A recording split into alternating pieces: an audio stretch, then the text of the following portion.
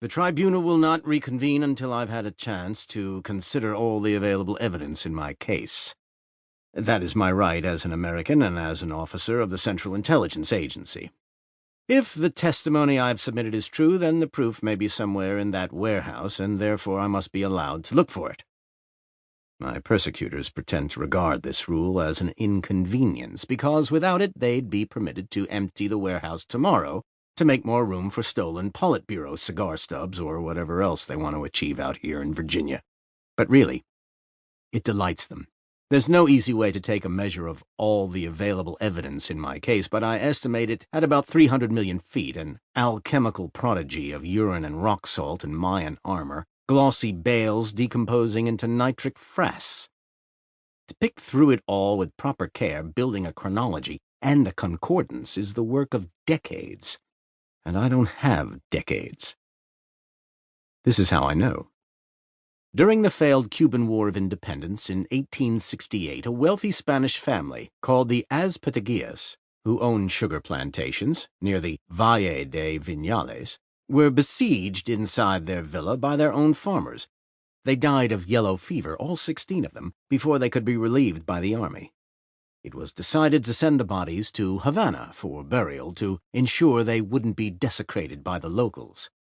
But the farmers ambushed the caravan in the hills, prying open the coffins and tipping the bodies into the dust. In 1953, when I was still working for the agency in Cuba, I did a significant favor for a friend of mine in Pinar del Rio, and afterwards he gave me a bottle of rum that had been aged in a barrel made from the staves of Azpeitigilla coffin wood. I have about 12 ounces left. It's what's called a diagnostic liquor.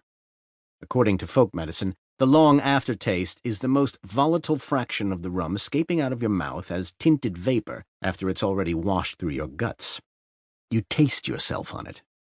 There are some old bourbons with the same property.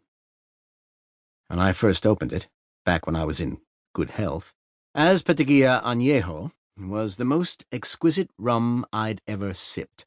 But now I can taste poison at the end of every mouthful, a bile so rank and doomy your standard pre-vomit is like maple syrup in comparison. One of these days, I'll have a doctor palpate my liver just to make it official, but I know perfectly well what he'll tell me. Between my stomach and my lungs sits a wedge of black gristle. Instead of a functioning organ, I have only a ruin, a sinkhole, a blocked sewer. I'm 43 years old. Alcoholism runs in the Zanule family, and it's going to kill me even younger than it killed my father. I will die long before I finish preparing my defense. Early on, I asked if I could have an assistant to help me hack through this jungle, but they said they wouldn't give security clearance to anyone but me. They've fucked me, and they know it. Really, there is no need for the tribunal to reconvene because a life sentence has already been handed down in the most elegant possible fashion, with nothing so clattering or banal as a verdict spoken aloud. I am my own jailer in the prison of my inalienable rights. They know I never wanted anything more to do with that temple, and now I'll be trapped for the remainder of my life among its ribbons of silver drool.